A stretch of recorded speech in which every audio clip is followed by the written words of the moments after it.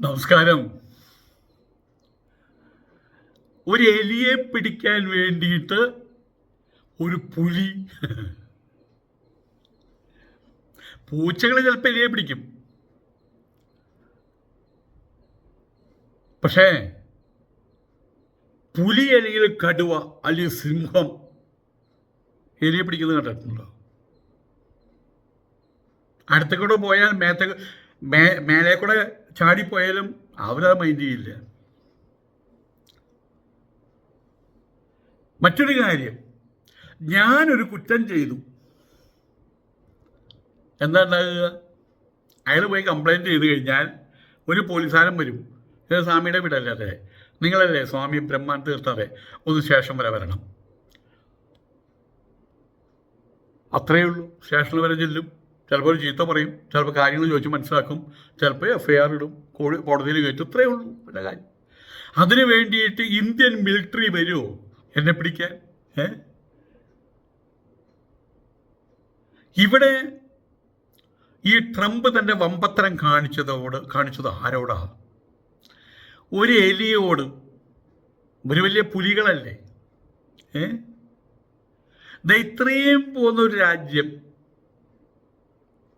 തെക്കേ അമേരിക്കയുടെ വടക്ക് ഭാഗത്ത് കിടക്കുന്നത് ഇത്രയും പോകുന്നൊരു രാജ്യം, ആ രാജ്യത്തെ കയറി പിടിക്കാൻ വേണ്ടിയിട്ട് റഷ്യയോട് യുദ്ധം ചെയ്യാൻ പോണ പോലത്തെ യുദ്ധസന്നാഹമായിട്ടാണ് പോയത്. നാണം കെട്ടവൻ. എവിടെ മഹാഭാരതത്തിൽ എഴുത്തച്ഛനോ മറ്റോ പറഞ്ഞിട്ടുണ്ട്, ശൗര്യം സ്ത്രീകളോടല്ല വേണ്ടുവെന്നോ മറ്റോ. ഈ വെനസ്വല അല്ലെങ്കിൽ മഡൂറോ, അദ്ദേഹത്തിൻ്റെ പേരിലൊരു പ്രശ്നം ഉണ്ടായിക്കഴിഞ്ഞാൽ അതൊരു പ്രസ്താവനയിൽ ഒതുക്കേണ്ട കാര്യമല്ലേ ഉള്ളൂ.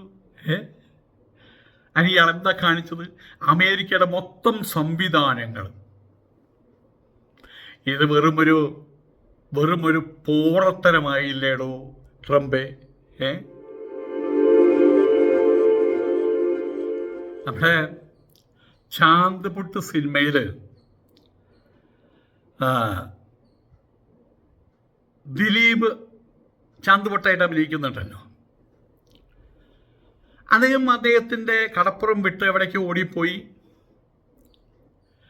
നമ്മളുടെ അജിത് മേനോൻ, ബിജു മേനോൻ അല്ലേ, അദ്ദേഹം നടത്തുന്ന ഒരു ഹോട്ടലിൻ്റെ അവിടേക്ക് എത്തി. എന്തിനോ പറയുന്നു, അവിടുത്തെ അന്തേവാസിയായി മാറി. ആ ബിജു മേനോൻ്റെ പെങ്ങള് മാർക്കറ്റിലേക്കും പോകുകയും ചെയ്യും. അങ്ങനെ ബിജുമേൻ്റെ പെങ്ങളെ ആരോ കയറി പിടിക്കാൻ നോക്കി. ഇയാൾ അവരെ ഭീഷണിപ്പെടുത്തുന്ന ഒരു രംഗമുണ്ട്. ഞാൻ 2 പേരെ തല്ലിക്കൊന്നിട്ട് അവിടേക്ക് വന്നിട്ടുള്ളത്, എന്നോട് കളിക്കേണ്ടതാണ്. ഒരു ചോദിക്കുന്നുണ്ട്, നീ വലിയ വർത്തമാനം പറഞ്ഞിട്ടുള്ള ഞാൻ 2 പേരെ തല്ലിക്കൊന്നിട്ട് ആരും? ഞാൻ തല്ലിക്കൊന്നിട്ട്, ഒരു പെരിച്ചാഴിയും തല്ലിക്കൊന്നിട്ട്, ഒരു എലിയും തല്ലിക്കൊന്നിട്ടുള്ളത്. എന്തേ? അതും ജീവന്മാർ തന്നെയല്ലേ എന്ന്? ശരിയല്ലേ? ഒരു പെരിച്ചാഴിയെ ഒരു എലിയെ തല്ലിക്കൊന്നതിൻ്റെ പേരിൽ വമ്പത്തരം കാണിക്കുന്നത് ആരാ? ഒരു ചാന്ദ് പൊട്ടാണ് ഈ വമ്പത്തരം കാണിക്കുന്നത്. ദിലീപല്ല, ചാന്ദ് പൊട്ടിൻ്റെ വേഷം ഇട്ടിട്ടുള്ള ആ കഥാപാത്രം.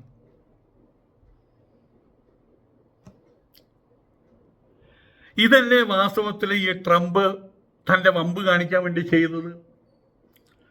ഒരു പെരിച്ചാഴിയെയും ഒരു എലിയെയും പിടിക്കാൻ വേണ്ടിയിട്ട് അതല്ലേ കാണിച്ചത്? കോടികളല്ലേ മുടക്കിയത്? യുദ്ധസന്നാഹമല്ലായിരുന്നു. റഷ്യയോട് യുദ്ധം ചെയ്യാൻ പോവുകയാണ്, അല്ലെ ചൈനയോട് യുദ്ധം ചെയ്യാൻ പോവുക. ആ ഒരു രീതിയിലുള്ളൊരു ഓപ്പറേഷനല്ലേ ഇയാൾ നടത്തിയത്? നമ്മളുടെ പാലക്കാട് ഈ അടുത്ത കാലത്ത് ഒരു ഛത്തീസ്ഗഡുകാരനോ മധ്യപ്രദേശുകാരനോ മറ്റൊരാളെ, നാരായണൻ എന്ന പേരുള്ള ഒരാൾ, അത് ജോലി അന്വേഷിച്ച് വന്നതാണ്. 2-3 ദിവസമായിട്ട് ആഹാരം കഴിച്ചിട്ടില്ല, എണീറ്റ് നിൽക്കാൻ വയ്യാത്ത ആളാണ്. അയാളൊരു മൂലയ്ക്ക് കിടക്കാണ്ടപ്പോൾ അയാളെ ചോദ്യം ചെയ്യലായി. നീ ബംഗ്ലാദേശിയല്ലാന്ന് ചോദിച്ചു. എന്തിനു പറയണു? 10-12 RSകാർ കൂടി അവരുടെ കയ്യിലുള്ള മുട്ടൻ മുളവടി കൊണ്ട് അയാളെ തല്ലിക്കൊന്നു. എന്നിട്ട് അത് ഫേസ്ബുക്കിലേക്ക് കയറ്റിയിട്ടിരിക്കുക. അപ്പം എല്ലാം ചെയ്യില്ല.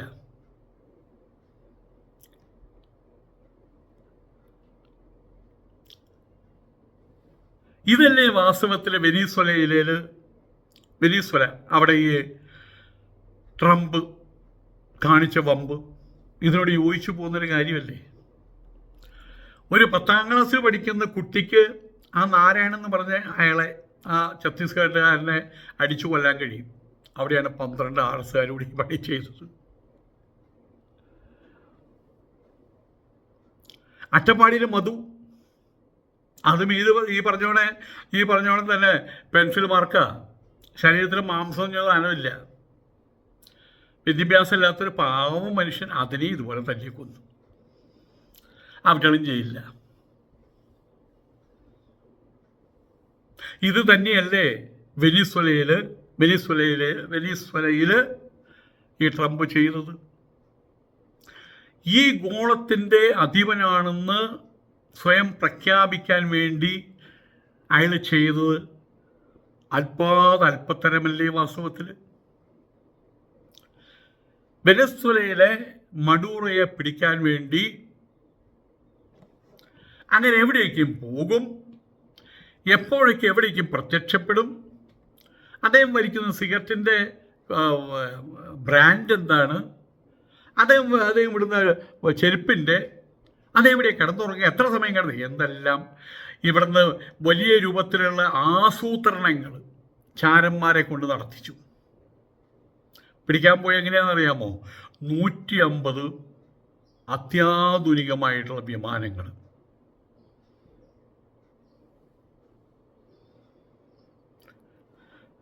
ആ വെല്ലൂർ താമസിക്കുന്ന സ്വാമിയില്ലേ, പോലീസിലേക്ക് ഫോൺ വരികയാണ്.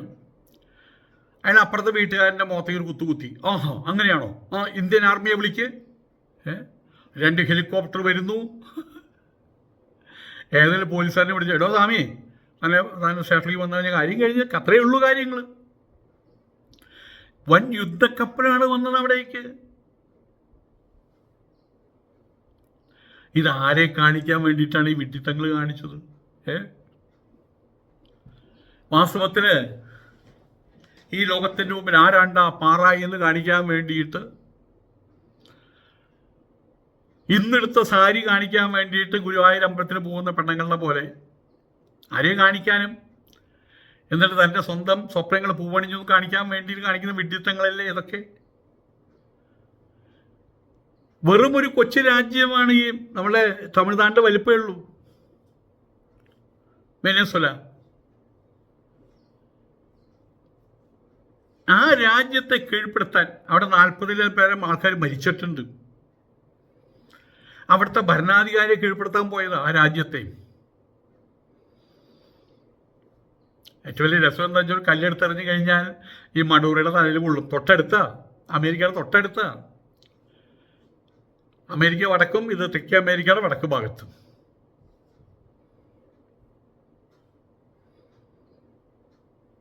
ഇതവരുടെ കരുത്തായിട്ട് കാണാൻ പറ്റില്ല.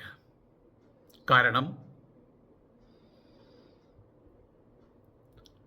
ഈ സോഷ്യലിസ്റ്റ് ഭരണാധികാരി, കമ്മ്യൂണിസ്റ്റ് ഭരണാധികാരി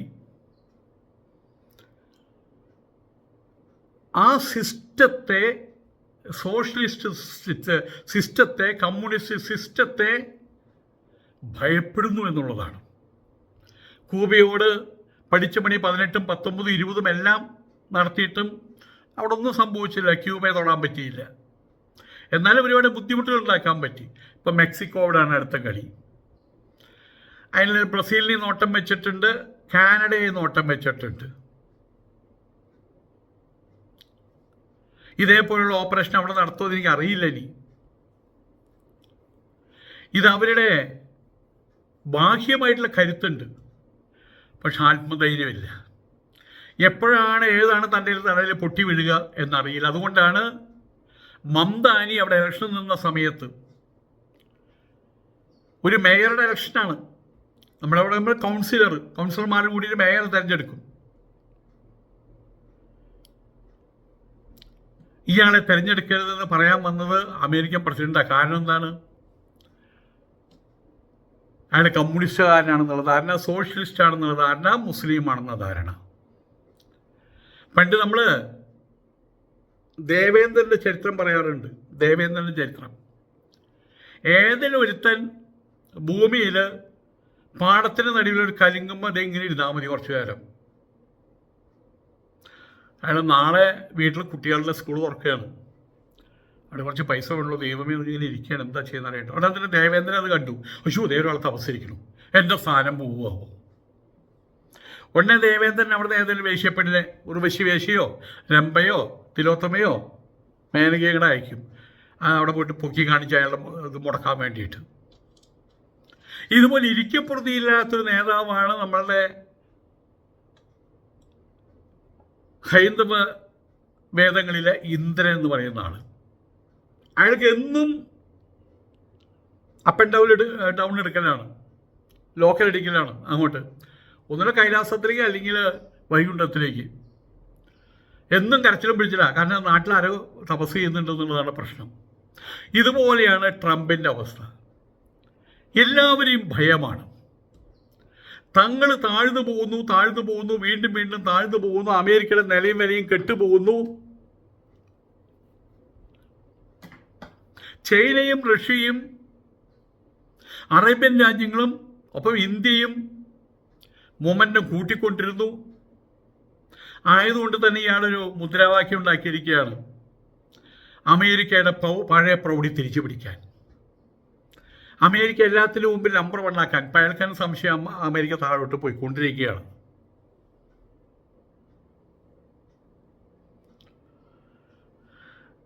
ഈ കാണിച്ചത് അമേരിക്കയുടെ കരുത്തല്ല. ഇതുപോലെ തന്നെ ഒരിക്കലൊരു സിനിമ ആഖ്യാനത്തിൽ കണ്ടിട്ട് കുട്ടികൾ ഈ കടപ്പുറത്തിരുന്നിട്ട് മണ്ണ് നനച്ച് കൂട്ടിവെച്ച് ബിൽഡിങ്ങുകളൊക്കെ ഉണ്ടാക്കുക.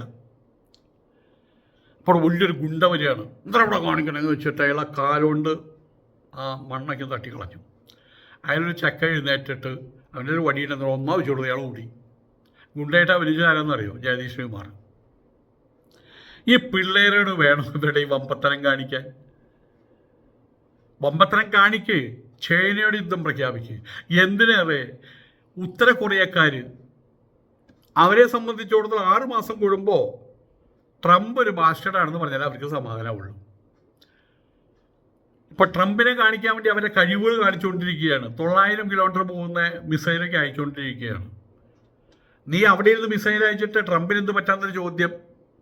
ആ ചോദ്യത്തിന് പ്രസക്തിയില്ല. ഇങ്ങോട്ട് വന്നാൽ ഇതൊക്കെയാണ് ഞങ്ങളുടെ കയ്യിൽ ഇരിക്കുന്നതെന്നാണ് കാണിച്ചു കൊടുത്തത്. വിയറ്റ്നാമിൽ മൂക്കുകുത്തി വീണു അമേരിക്ക. അഫ്ഗാനിസ്ഥാൻ താറുമാറായെങ്കിലും മൂക്കുകുത്തി വീണു അമേരിക്ക. ഇറാൻ സാമ്പത്തിക ഞെരുക്കത്തിലാണ്. പക്ഷേ അവിടെയും കളി നടന്നിട്ടില്ല. നടത്താൻ വേണ്ടിയിട്ട് ഒരുക്കങ്ങൾ ഉണ്ടോയെന്ന് അറിയൂല. റഷ്യയിലും ചൈനയിലും മിണ്ടാൻ പറ്റുന്നില്ല.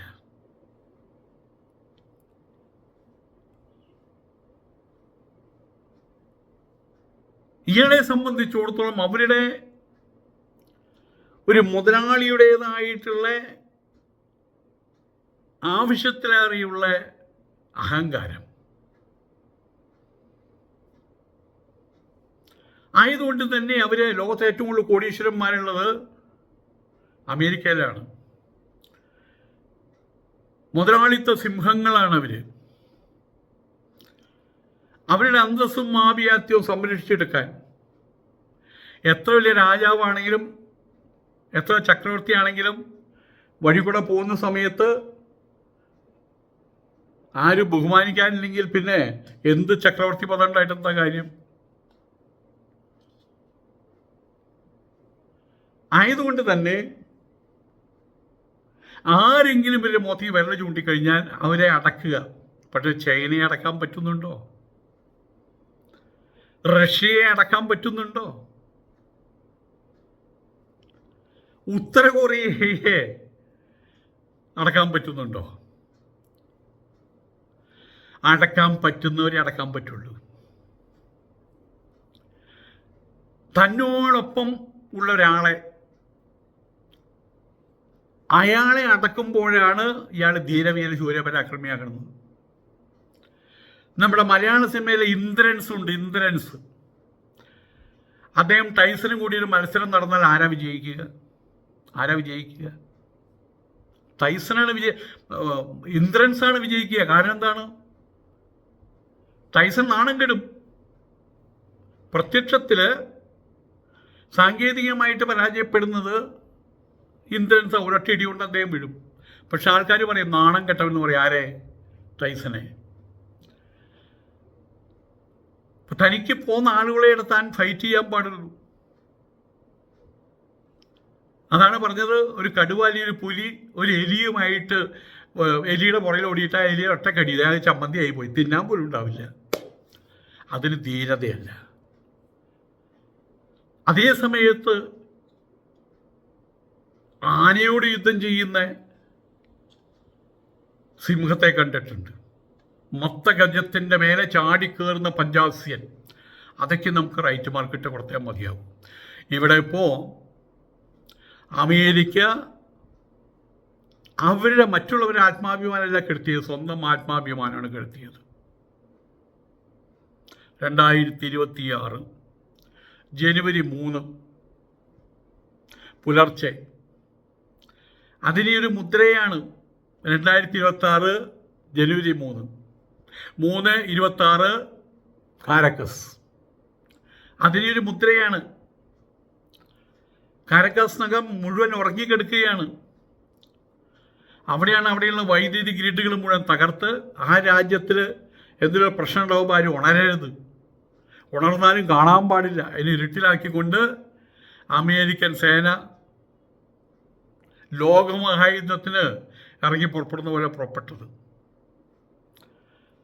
ഇത്രയും 3 രാജ്യത്തിനകത്ത് 150 വിമാനങ്ങൾ അപ്രത്യക്ഷപ്പെട്ട യുദ്ധവിമാനങ്ങൾ. എല്ലായിടത്തും ബോംബൊക്കെ വേണം. എന്തിനു വേണ്ടിയിട്ടാണ് അത് ചെയ്തത്?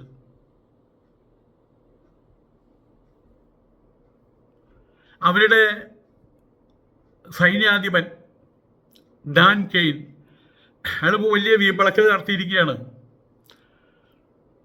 മഡൂറയുടെ ഓരോ ശ്വാസം പോലും ട്രാക്ക് ചെയ്യാൻ മാസങ്ങളാണ് അവർ ചെലവഴിച്ചത്. ഇത്ര വലിയ ആളാണ് മഡൂറോ. ഒരു മഡൂറയെ വലുതാക്കുകയാണ് ചെയ്യുന്നത്. ഡെൽറ്റ ഫോഴ്സ് ഉണ്ട്, അതിൽ ഒരാൾക്ക് 500-600 ആൾക്കാരെ നേരിടാനുള്ള ശേഷിയുണ്ട്. അത്രയും ആംഡാണ് അവർ, ആംഡ് ഫോഴ്സാണ്.